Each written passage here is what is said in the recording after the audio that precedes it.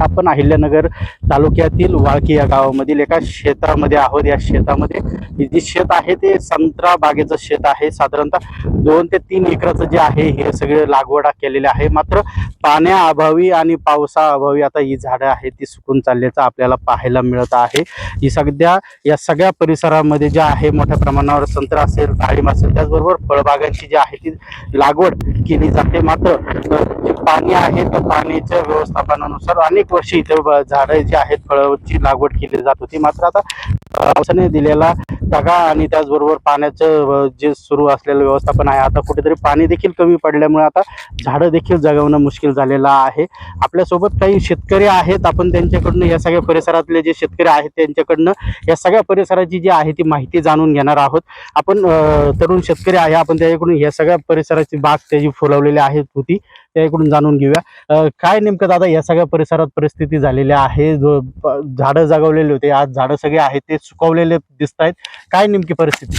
नमस्कार, श्रीनिवास सुभाष काका वाळकी। माझी 2 एकरावर संत्रा बाग आहे आणि मी जवळजवळ 6 वर्ष झाले माझी बाग आहे आणि मी चांगली म्हणजे एकदम घरच्या सदस्यासारखी हिला जपलं होतं। पण आता 2 विहिरीचं पाणी आम्हाला होतं तोपर्यंत आम्ही ते जगवलं, पण आता पाणी संपल्यामुळे आता विकत पाणी घालतोय। किती एकरावर यश जी आहे ती फळबाग लावलेली होती तू, त्याला साधारणतः किती खर्च आला? मी 2 एकरावर फळबाग लावलेली आहे आणि मला साधारणतः झाडाला 3-3.5 लाख रुपये लागलेले आहेत आणि बाकी ठिबक ते सगळं धरून 6 लाख पर्यंत रुपये खर्च झालेला आहे याचा। आता 6 लाख रुपये खर्च झाला आहे, आज 5 वर्ष झाले झाडं जगवलेले आहेत। मात्र आता झाडं सगळे जे आहेत ते पाण्याअभावी सुकायला लागलेले आहेत। काय नेमकं किती नुकसान अपेक्षित वाटतंय तुला? आता नेमकं बाग पैसे व्हायचे याच्यातच आता बागाचं नुकसान झालेलं आहे आणि जवळजवळ आम्हाला बरंच आता 10-12 लाख रुपये नुकसान होईल असं एकूण अंदाजे। आता पाणी कधीपासून नाहीये, पाऊस नाहीये, कधीपासून तुम्ही या ठिबकद्वारे जे आहे पाणी देताय, कसं त्याचं व्यवस्थापन केलं पाण्याचं? आता आम्ही एप्रिल महिन्यात बाग तावर सोडला होता।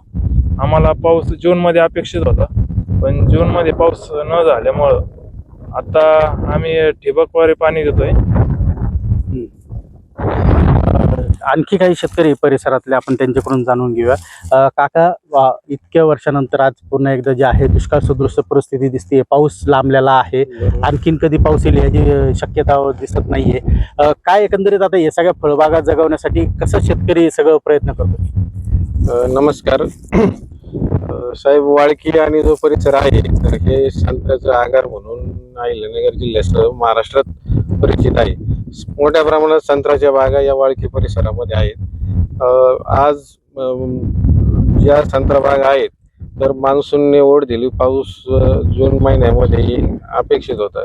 पाऊस लांबल्यामुळे या सर्व संत्रा बागा धोक्यात आलेल्या आहेत।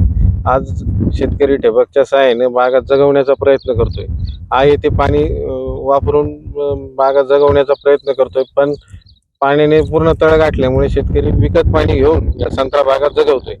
तर आमची शासनाला विनंती आहे की या बागा जगवण्यासाठी शासनाने तातडीच्या उपाययोजना म्हणून अर्थसहाय्य करणे गरजेचे आहे। किती एकर तुमचं क्षेत्र आहे, त्यावर काय लावलेलं आहे, नेमकं कोणते फळ आहे? माझी एकूण 5 एकर फळबाग आहे। याच्यामध्ये 2 एकर माझा संत्रा आहे, 3-3.5 एकर माझं सीताफळाचं पीक आहे।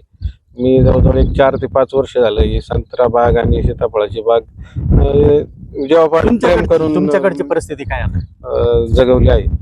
माझ्याकडे मी पाण्यासाठी विहीर होती, शेततलाव होता, शेततलाव आणि विहिरीच्या माध्यमातून मी माझी फळबाग जगवत होतो। पण आज जर मान्सून लांबणीवर गेला तर हे फळबाग जगवणं अवघड होईल।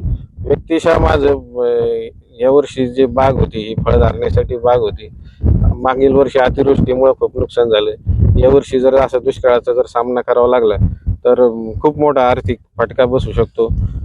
शासनाने याची गंभीर दखल घेऊन तातडीच्या उपाययोजना म्हणून काहीतरी शासनानं मदत करावी अशी वाळकी परिसरातील सर्व शेतकऱ्यांच्या वतीनं अहिल्यानगर जिल्ह्याचे सन्माननीय आदरणीय पालकमंत्री साहेबांना आमची विनंती असेल की त्यांनी या बाबतीत लक्ष घालून तातडीच्या उपाययोजना म्हणून अर्थसहाय्य करावं. नक्कीच. काका, तुमची किती एकर बागायत होती, आता काय नेमकं त्याची परिस्थिती झालेली आहे आणि आता तुम्ही फळबाग आहे ती जगवण्यासाठी काय नेमकं कसरत करताय? आमचे 300 ते 350 झाडं आहेत संत्र्याचे.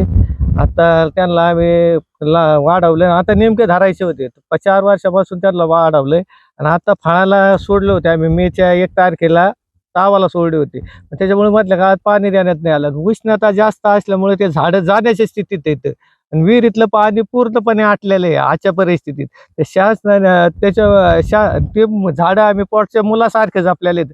5 वर्ष आले, म्हणजे 5 वर्षात एका झाडाला खर्च किती आला, सरासरी बराच खर्च आला. झाडं लागवडीपासून 5 वर्ष त्यांना खत घालले, पाणी घालले, त्याचं कोणतंही पीक घेता नाही आलं आम्हाला. आणि आजची परिस्थिती, ज्यावेळेस फळं लागवडीला यायचे त्याच वेळेस झाडं जाण्याची परिस्थितीत आलेली आहे. त्याच्यामुळं पाण्यासाठी शासनाने काहीतरी नियोजन करावं. झाडं जगण्यासाठी, फक्त उत्पन्न नका का निघा ना त्या फळांचं चालू वर्षी, पण ते जगले पाहिजे. कमीत कमी जगले तर पुढच्या वर्षी तरी शेतकरी थोडा लेवलला येईल.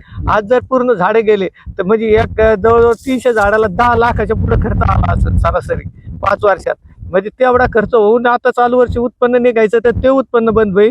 ते झालेल्या खर्चाने झाडं जातील परत, म्हणजे शेतकरी 15 वर्ष मागे जाईल. त्यासाठी झाडं जगवण्यासाठी शासनाने काहीतरी पाहण्यासाठी नियोजन करावे ही शासनाला नम्र विनंती. नक्कीच जे आहे झाडं ही आता 5 वर्षामध्ये वाढवलेली होती. आता कुठेतरी फळ यायला लागले असतानाच आता पाण्याच्या अभावामुळे कुठेतरी ही फळबाग जी आहे ती आता सुकू लागल्यामुळे शेतकरी देखील चिंतेत आलेला आहे. त्यामुळे ही जर फळबाग जर नष्ट झाली तर पुन्हा शेतकरी 15 वर्ष मागे जाईल अशी चिंता शेतकऱ्यांना व्यक्त केली आहे. त्यामुळे शासनाने देखील आता पाण्याच्या व्यवस्थापनासाठी कुठेतरी नियोजन करणं गरजेचं असल्याचं शेतकऱ्यांकडून सांगण्यात येत आहे. गिरीश रासकर, नवराष्ट्र, अहिल्यानगर.